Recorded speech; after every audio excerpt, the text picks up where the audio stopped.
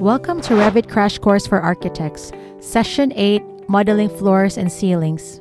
This course is designed to help transition from 2D drafting to Revit and master its essential tools and features in the easiest and smoothest way possible. Let's begin!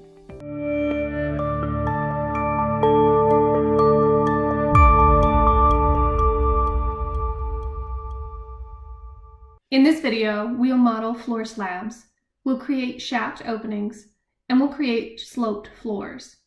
We'll also model ceilings and soffits, we'll add ceiling lighting fixtures, and we'll tag ceilings in our reflected ceiling plan.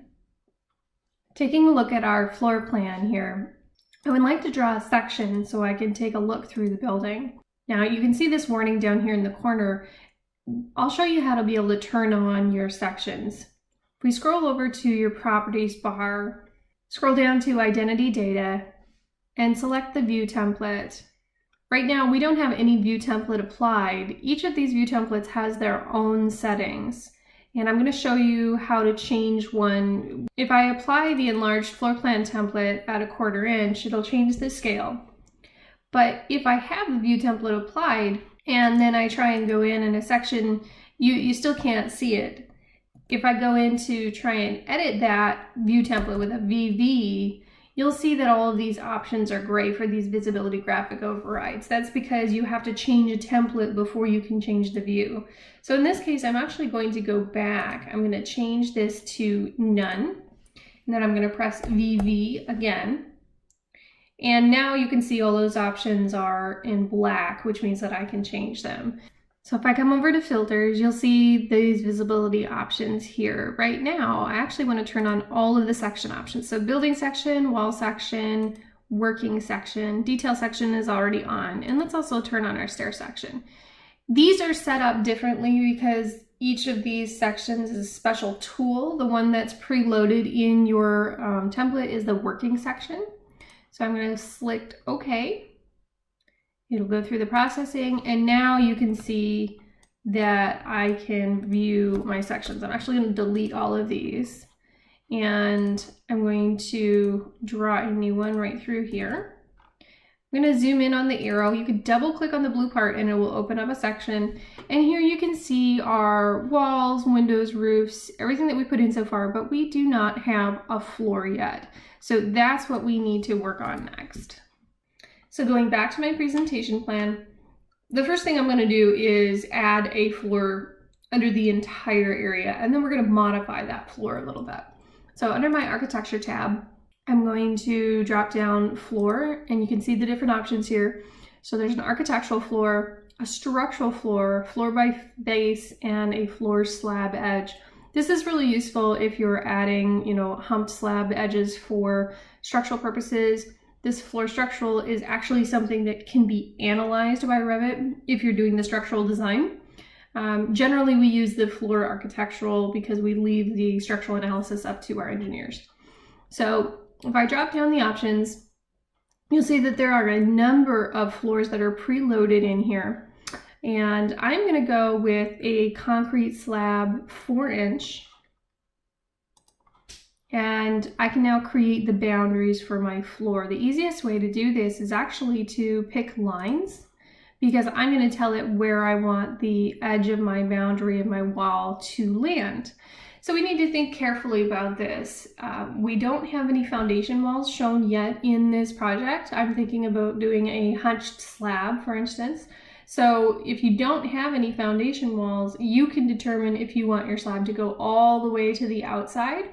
Or in my case, I think I'm going to want to bypass this insulation straight down to the foundation for energy purposes. So I'm actually going to set my pick line here. I'm going to tab through and I'm going to select where I want that. I'm going to have that pick line be on the outside of my stud wall. And I'm going to go through and I'll do that for all of my outside walls. Now once I get around to the back here, I want to take a look at this outdoor patio area. In reality, this would be poured separately from our floor slab. So I am going to do the same thing when I model that. I'm actually not going to include that line.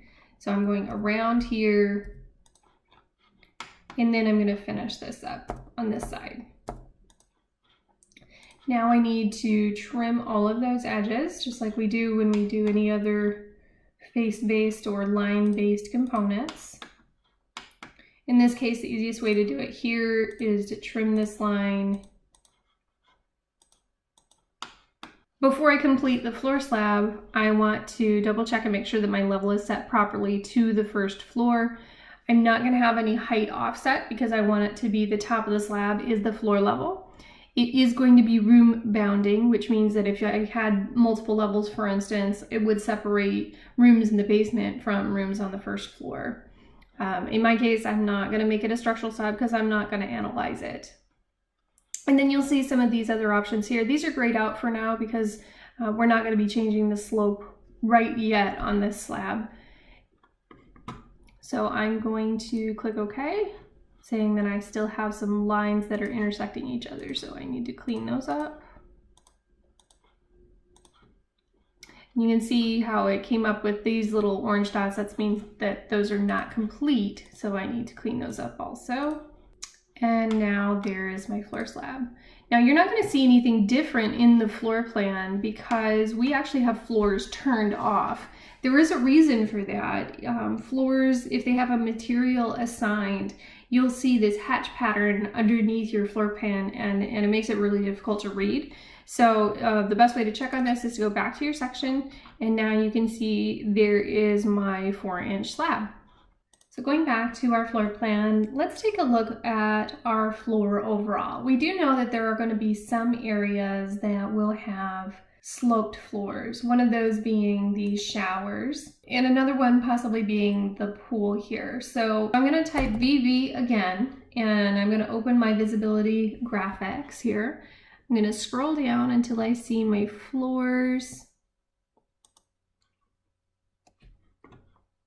And then I'm going to check my filters and make sure my floors are turned on.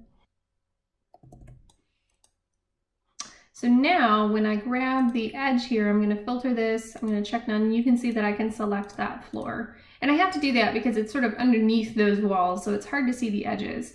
I'm going to edit the boundary now. And since I have an outline of where I think the pool is going to be, I'm going to select that line. And let's do the inner line here because this outer line could be representing, the support wall or something for that pool. And when I do that, it's going to put a hole in the slab. So that's how you would create shaft openings, for instance, if you have a multi-story building and you need to cut some holes for ducts or large pipes or something that's going to go through there. That's really all you have to do. I'm going to open up my 3D view. I want to hide the components so that I can start seeing that floor and how we're going to modify it. So the easiest way to do this is actually to turn on my section box in this 3D view. So you go over the properties and you'll see this box appear. If you grab this and you pull down on the arrow, it's physically going to cut your section of your building. So I'm going to cut it about halfway through the windows, and that should make things much easier for me to see. There's my floor and there's the opening for our hot tub. So if I go back to my presentation plan, I know that I want to create this hot tub in section 2. So let's move our building section up to cut right through that. And in this case, I do have a level below my floors. I have it called foundation. Let's change this to BO, bottom of pool. So this is 10 feet down. I know that that's not what this pool is going to be. So let's sit and think about this a little bit. It's going to be a soaking tub. So you want physically for people to be able to walk into it and then sit down on a ledge. So ideally this is going to be probably between 4 and 5 feet deep. So let's put 4 feet. So it's actually going to end up at 96 feet because that's 4 feet below 100 there. Now I could go back to my floor plan and I'm going to create another floor.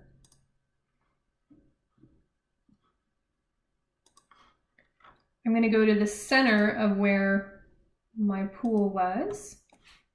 And this time I'm going to assign it to the bottom of pool level here. Now if I go back to my section, you can see the bottom there. And let's add a concrete wall around that as well. go back to our floor plan. We'll do a wall. In this case, I'm going to select foundation concrete, and I'm actually going to duplicate this and create a new one because I don't need a 12-inch wall around a pool that small. I'm just going to do 6-inch.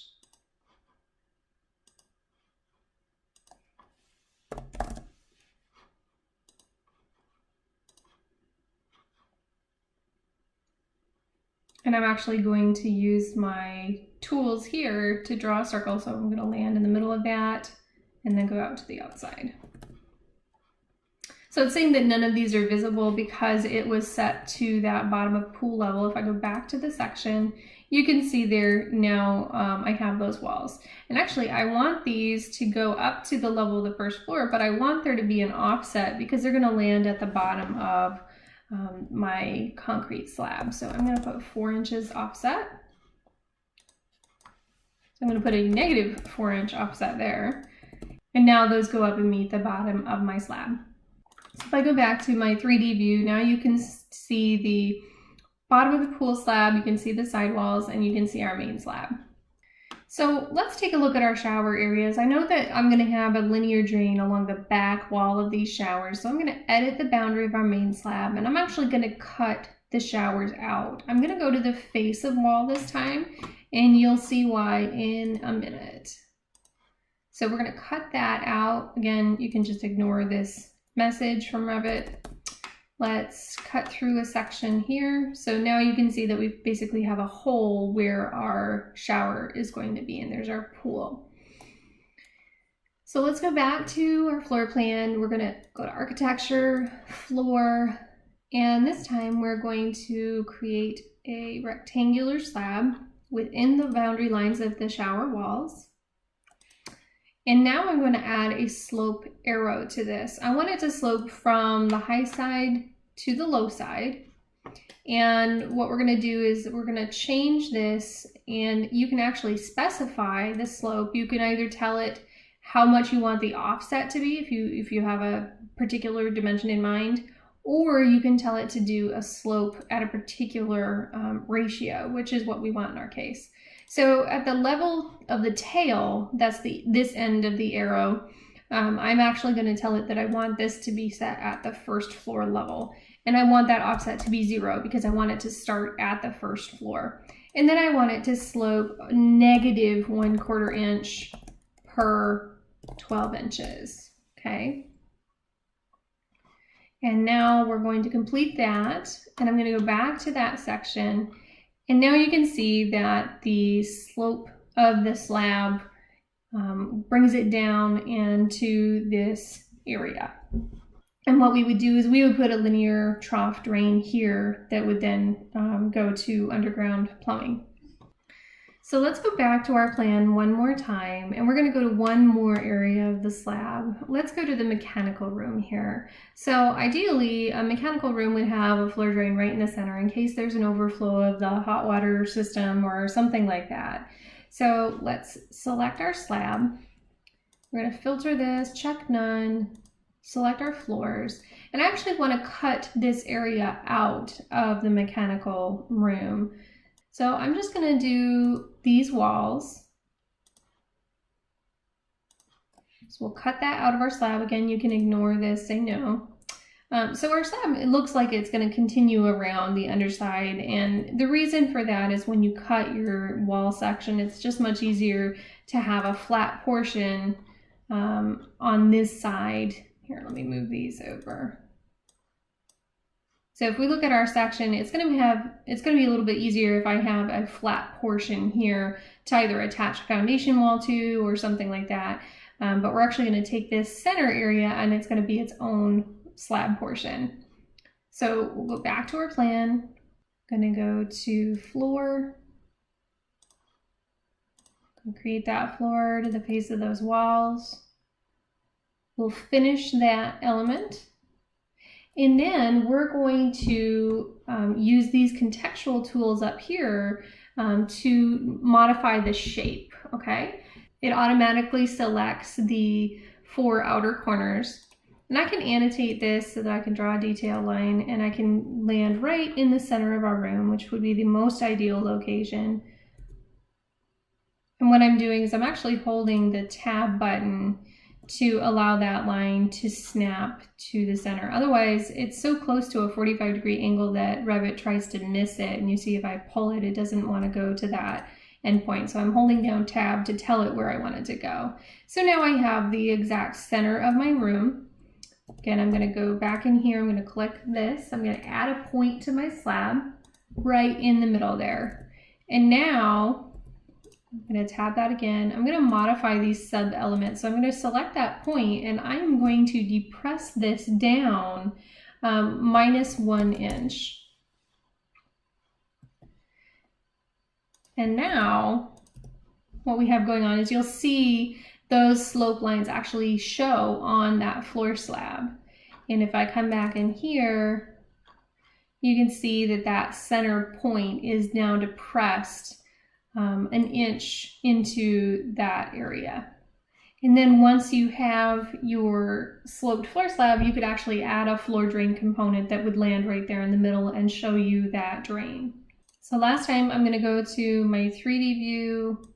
I changed the angle on that a little bit. Again, you can see those slope lines of that sloped floor slab in the mechanical space. So that really is all of the basics for floors. We're just doing the main slabs, and you may think about, well, what about my finished floors? What about my VCT or my LVT or my carpet or whatever is going to go over the top of this? We're actually going to cover those types of floors in a different video. So switching gears now, let's take a look at our reflected ceiling plan and start adding some ceilings to our spaces.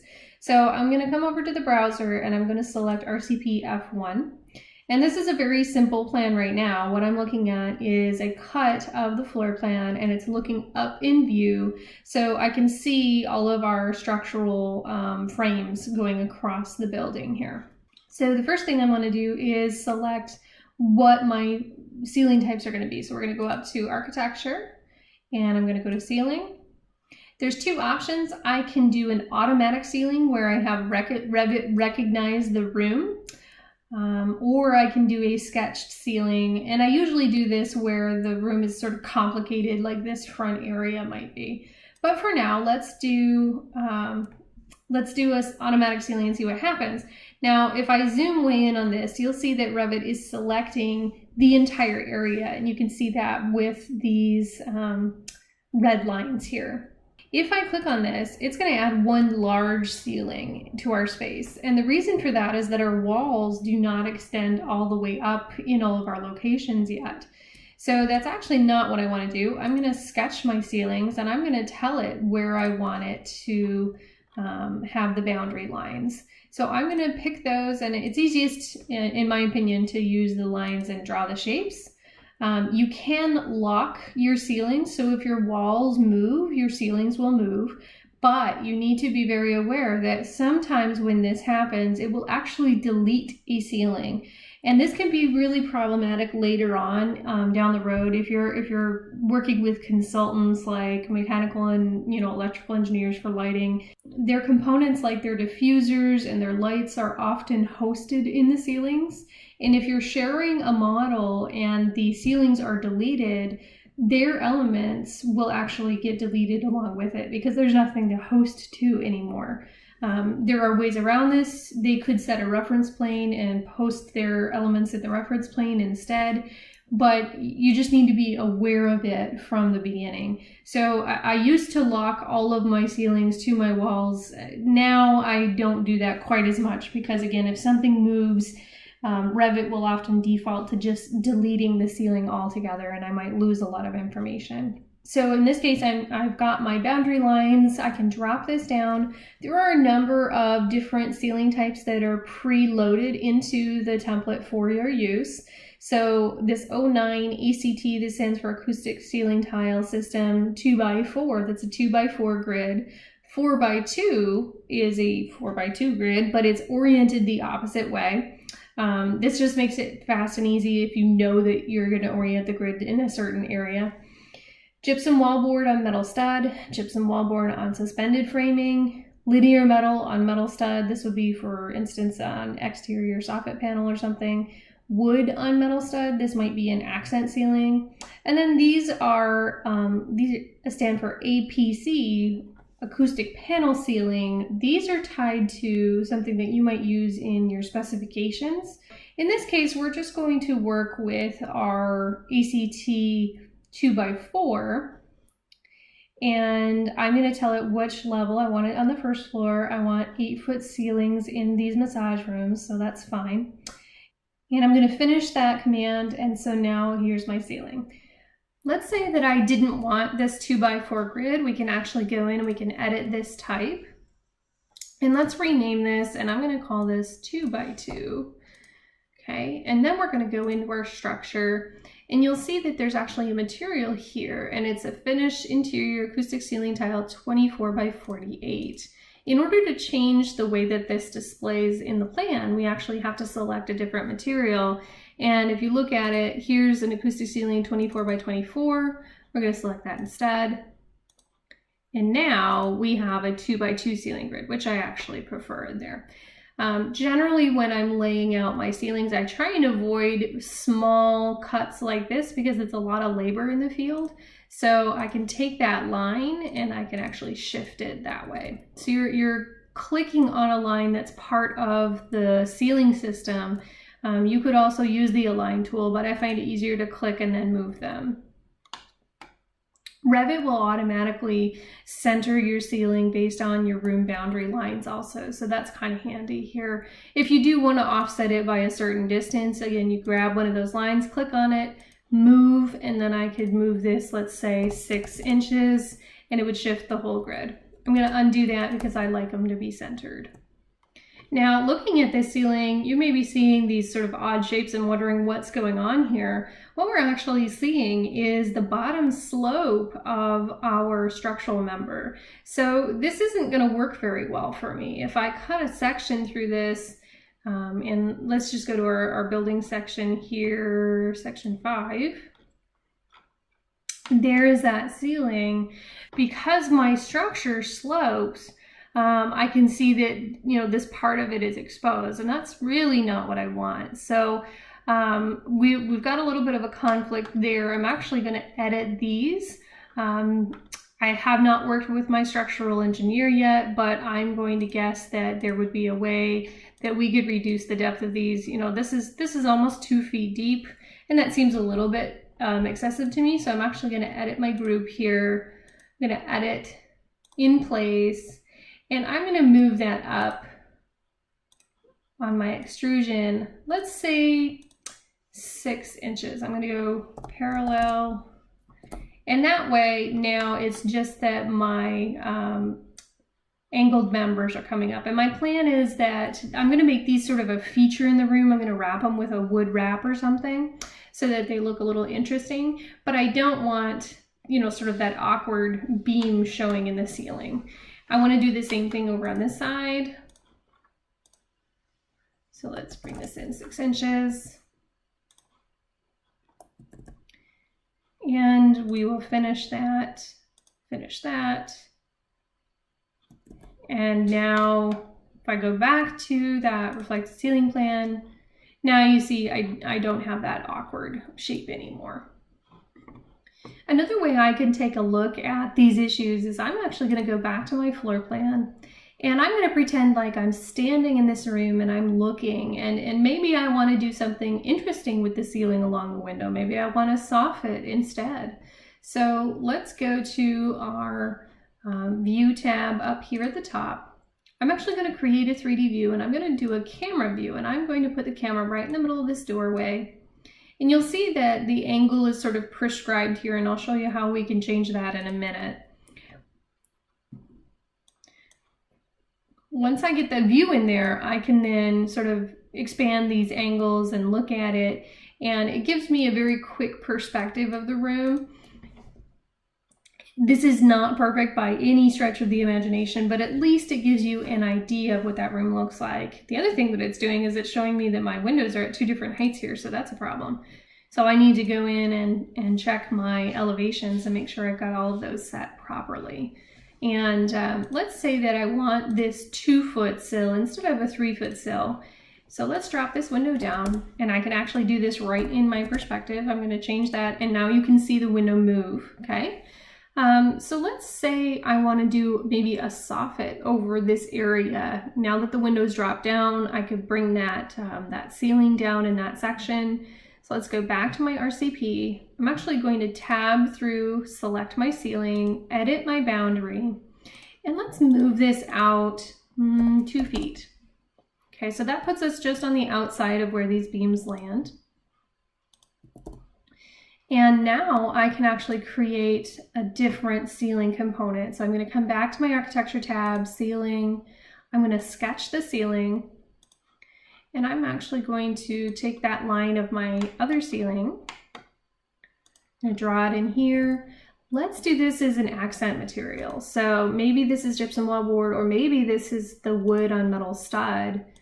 I'm going to finish that. You'll see that there's a pattern here, and that's based on the material that is applied to the family.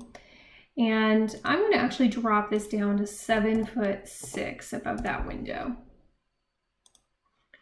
And now if I go back to that 3D view that was created, you can sort of see this floating soffit element. And I like that it's something different, right? It sets this side of the room apart a little bit. Maybe these walls have some casework on them, or maybe this is painted a different color, or it has an accent material. So we can start to think about the actual design of the room. Now, if I zoom in on this, what you will see is a gap here between this ceiling and this ceiling.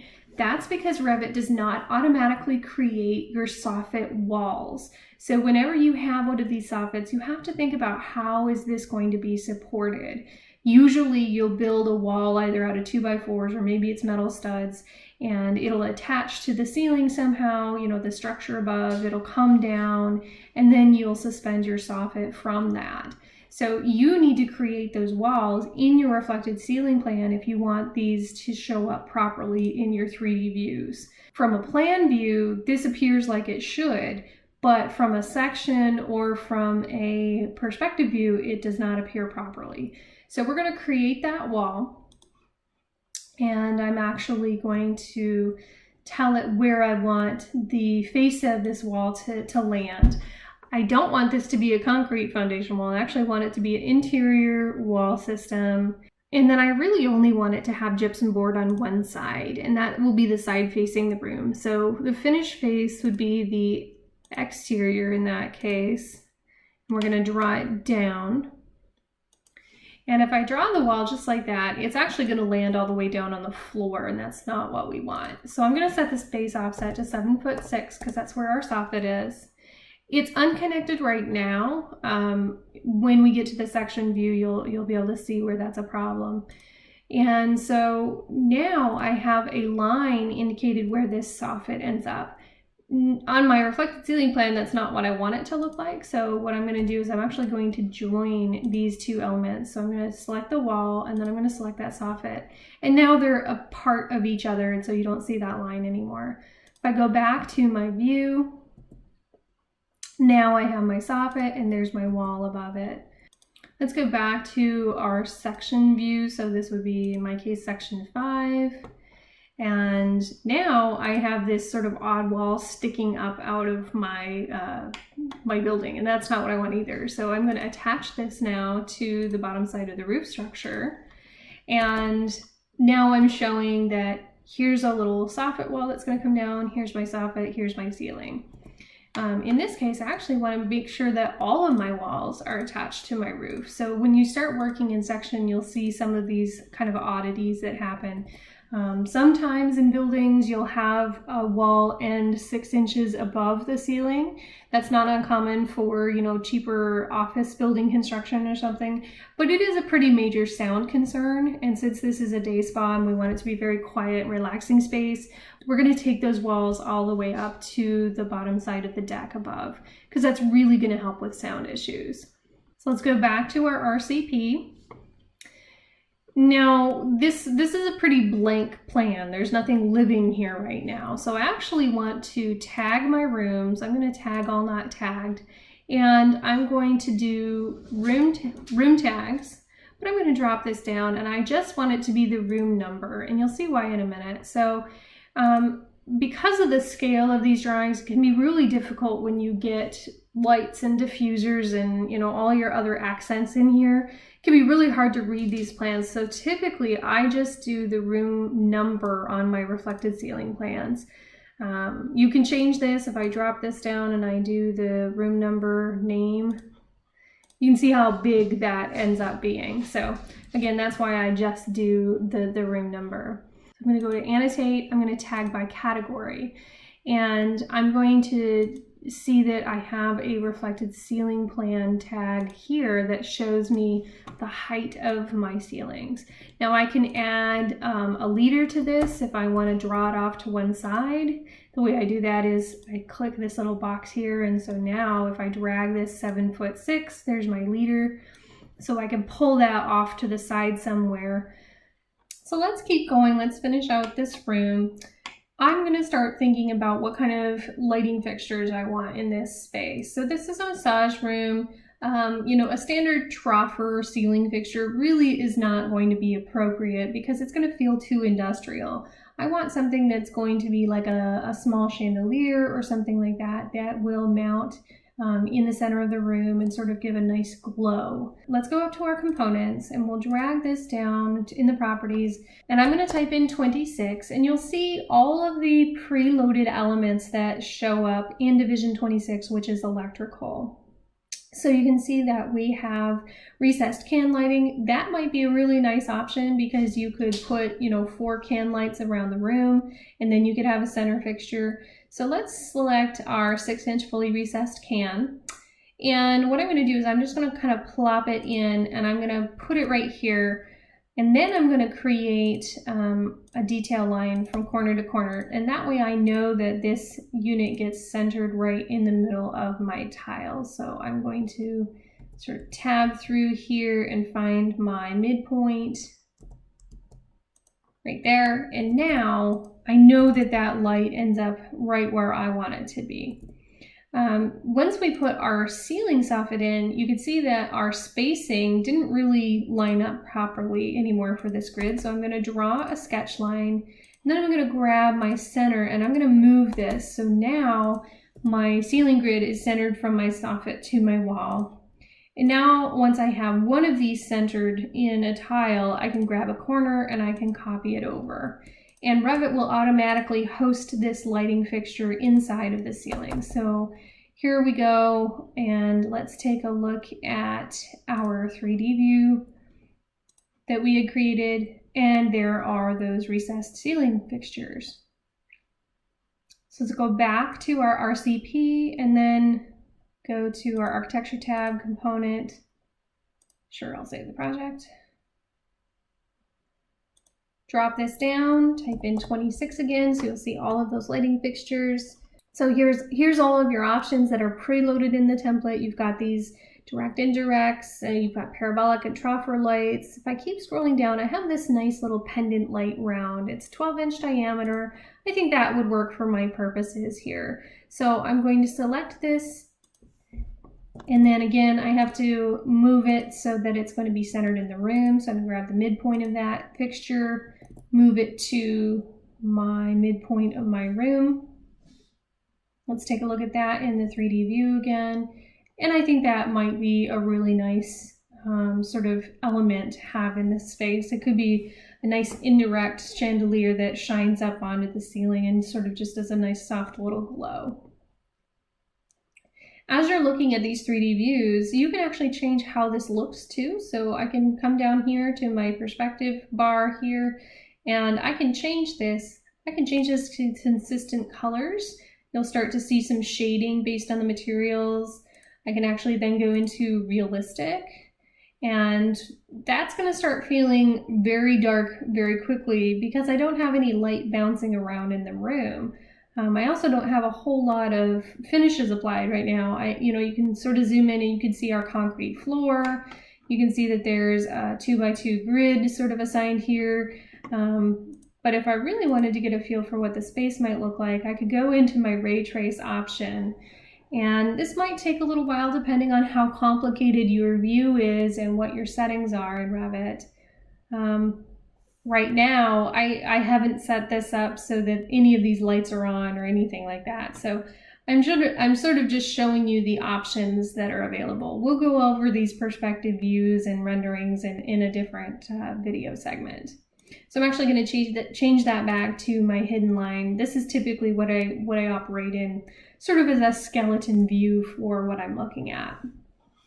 Okay, so we've gone through a typical room. I'm going to have you do all the rest of your rooms on your own.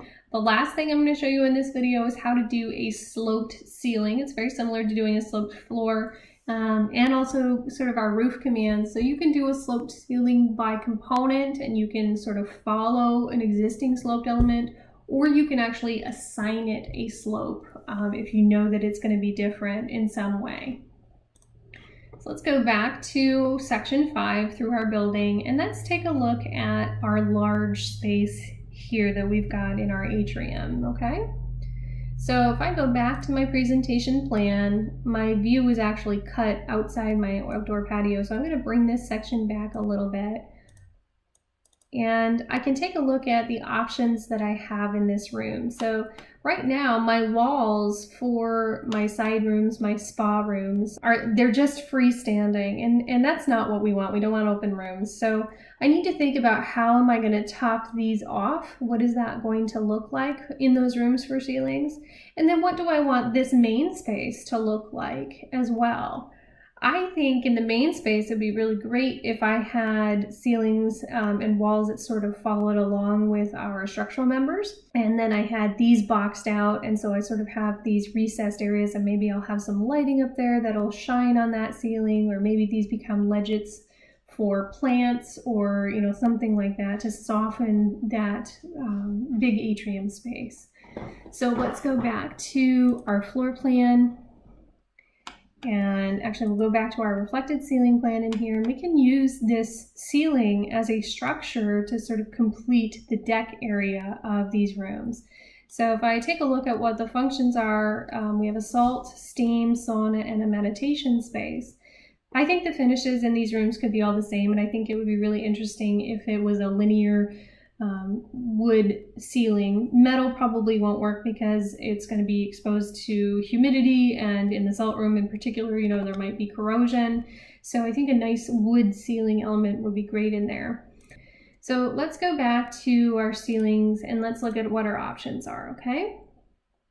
So in this case, I can actually create a structural platform if I take a look at this. So the closest one to that type of system would be this gypsum wallboard on metal stud. I'm going to edit this type, and I'm going to create a new one. So I'm going to duplicate this. We're going to call this linear wood platform. Okay, so now what I'm going to do is I'm actually going to change this stud layer. I don't want this to be metal. I'm going to change this to wood stud. And 3 5/8, that's not the right dimension for my ceiling. I want to treat this like it's a little platform. So let's actually make that a 2 by something or other. Let's say a 2 by 6, so it's actually going to be 5.5 inches deep. My finishes below the wrap, this is what I'm going to see in my room, so I want to change this. Let's go in here and we'll type in wood and see what options come up for us. So there's a lot of different wood finish options. What I'm looking for is something that is like a Woodworks grill here. So let's go with a Woodworks grill maple. You can see that there's a surface pattern, so this is how I know that this is a linear kind of feeling. If I take a look at the appearance of that, that's what I want that ceiling inside there to look like. So I think that's actually a really good option. So we're going to select OK. Now, the other thing I want though is I want the tops of these platforms to be finished. So I'm going to insert a layer and I'm going to move it up so it's above the core boundary. It's also going to be a finish. We're going to call this finish 2, and I'm actually going to put like a plywood deck up there. I wanted to enclose the ceiling plane so that I'm not going to get dust and dirt and all of that kind of stuff in my stud cavities. So I'm going to type in plywood, and you can see that we have a plywood sheathing. And in our case, we would just finish, either paint that or it could be stained possibly. And I'm going to make this a 1/2 inch thick layer. Okay. So now we're going to actually change this to 5.5 inches. Or is there something odd going on with the thickness? So now our overall thickness of the component is 6.5, which is great. So now I'm going to sketch this ceiling, and I'm actually going to draw it over the rooms because I want the walls to end in the ceilings. It's going to be like a platform that tops these walls. So I'm going to set that room offset at 8 feet for those spaces. And, if I wanted to change the orientation of these, all I have to do is select one of those lines and I can rotate it 90 degrees. And what that does is the ceiling itself stays the same, but the hatch pattern changes. So I like the idea of, my pattern running in this direction. It's a little small. These are 1.5 inch members. That's pretty tight. So I'm actually going to go back in and I'm going to edit that. Let's go back in here. We'll go back to our Woodworks Maple Grill. And let's go back into this pattern. And it says 1.5 inches. Again, I feel like that's a little bit tight. So let's look down. There's a 3-inch parallel. Let's use that instead. And now you can see that those wood members are a little bit bigger. So I think that's going to be a lot better. It's easier to read, certainly in the plan. Also, physically, I think a 3-inch width might look nicer in there. So let's go back to our section. Now we have a view of our box. So it's finished here. It is not finished here though. We haven't quite fixed sort of this appearance of these walls yet. So I'm having a hard time envisioning this. Let's go back to our floor plan. So these walls here should go all the way up in our room, but they're not. So if I select that wall and I go to my section, this wall is really not going up as high as I think it ought to. So let's go up and we're going to attach this one to our roof. And then we're going to do the same on this side. We're going to attach to our roof. And let's see what that does for us. So let's go back to that plan.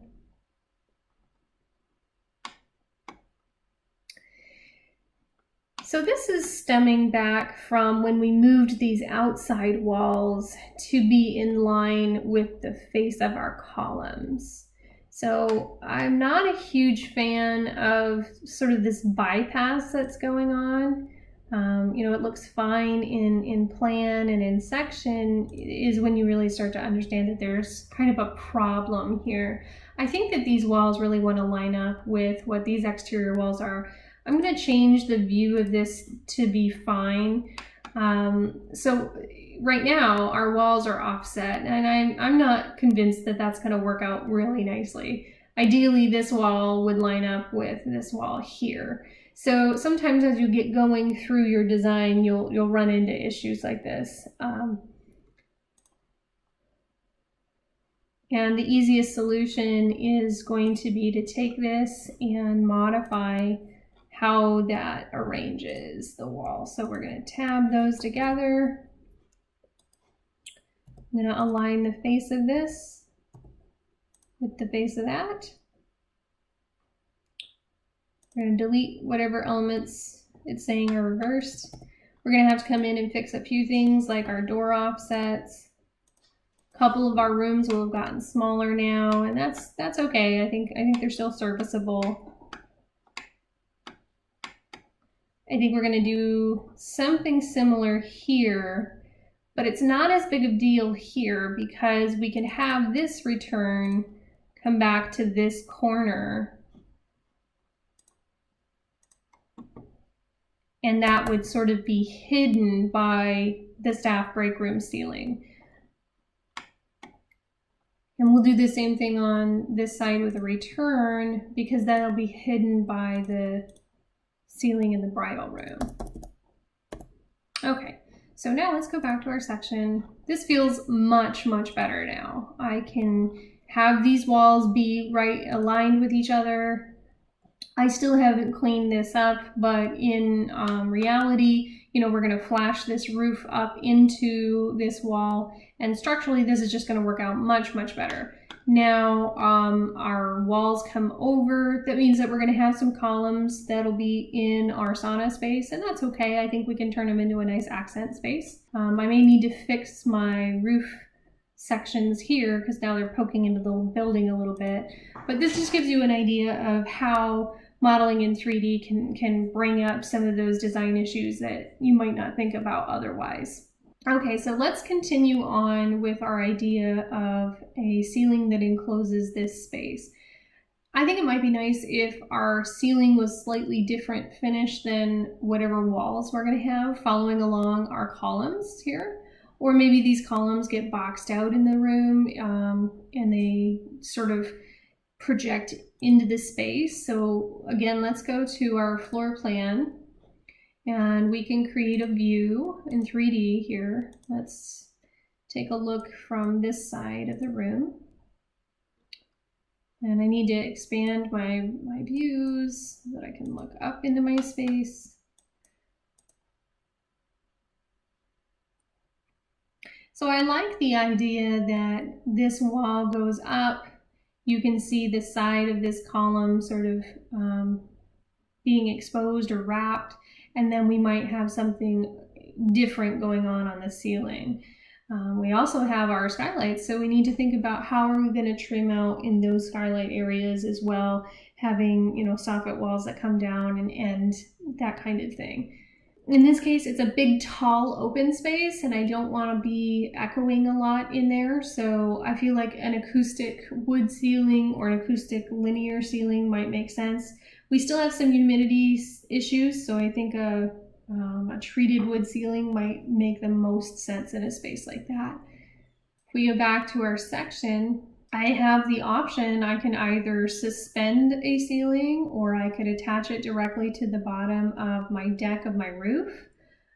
I could leave these beams exposed. They could be painted, they could be wrapped in wood. I think that might be a really nice look. So in this case, I want to create a ceiling that directly attaches to the underside of my deck.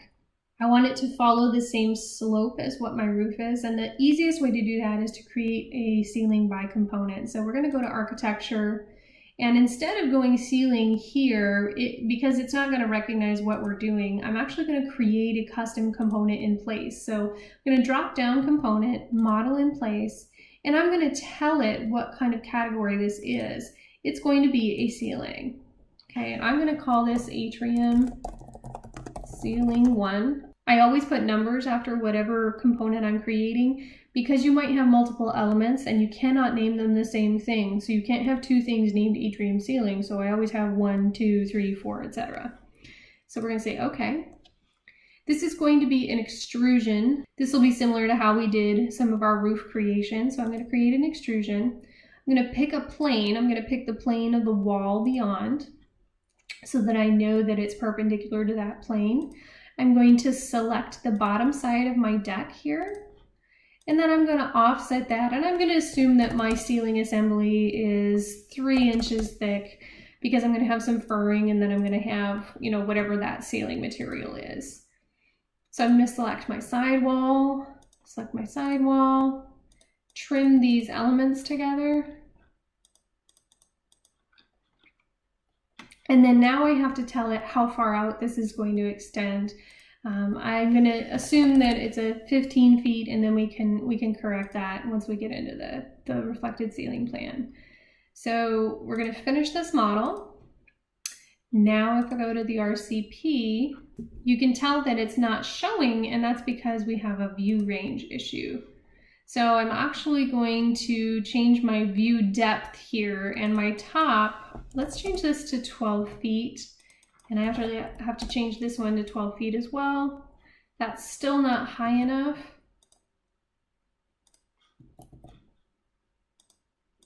Let's change this to 20 feet.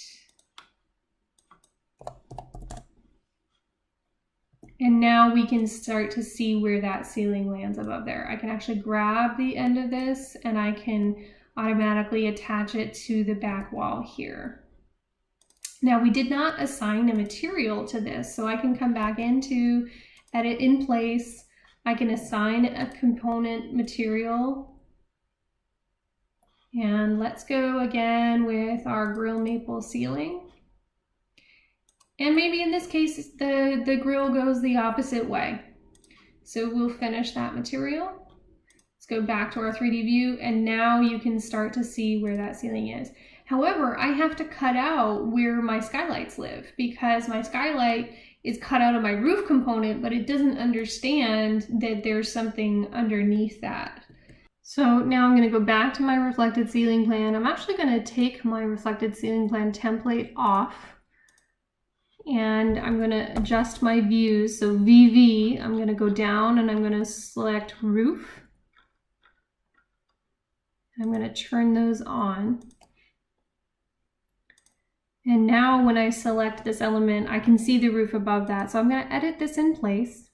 And I'm actually going to create some void forms. And these are going to be void extrusions. The reason I'm doing this is that I can't cut anything out of this extrusion because it's not done by plan. It was done by, sort of sweeping this shape along here. So now I have to create a box that will cut out of that roof that matches where my skylights are. So we're going to do a void extrusion. Let's go back to 3D. And I'm actually going to align this with where my skylight interior panels end up. So I'm selecting these lines or faces. You can tab through again just to make sure that they land in the right spots. Your pink outline is going to look a little strange. It's because Revit is translating that space down to the first floor level. Okay, so I'm going to finish trimming these. It looks like I actually grabbed 2 lines there.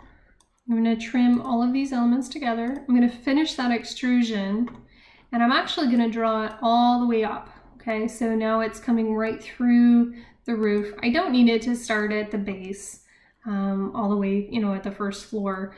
So I'm creating this void that then goes below the skylight and then up above the skylight. So I'm sure that that's going to cut properly out of my ceiling. So I can edit this extrusion and I can actually look at it from a top view. I can see where that matches the outline of my skylight from the interior face views.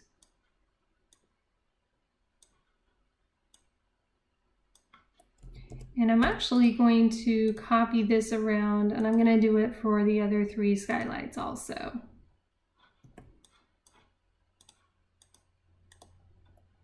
Okay, so now if I complete that and I look at it from an orthogonal corner view, there are my void groups. And what I need to do is I need to tell it to cut this out of my ceiling.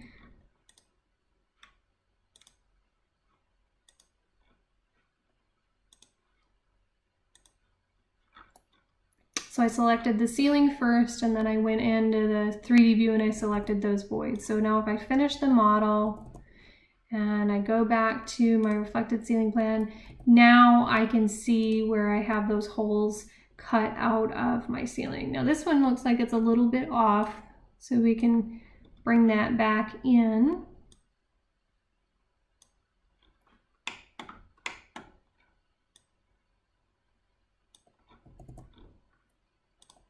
So now you can see that I have those skylights cut out of that 3D view. Now if I go back to my reflected ceiling plan, the one thing that this will not do is if I go into annotate and I tag by category, you'll see that I get sort of this question mark. That's because Revit does not understand sloped ceilings. It doesn't know how to say what the height of this ceiling is. So the best way to address this is you create the element and then you go in and you create an annotated text tab and you say sloped ceiling. I can change the size of this. It's a little big.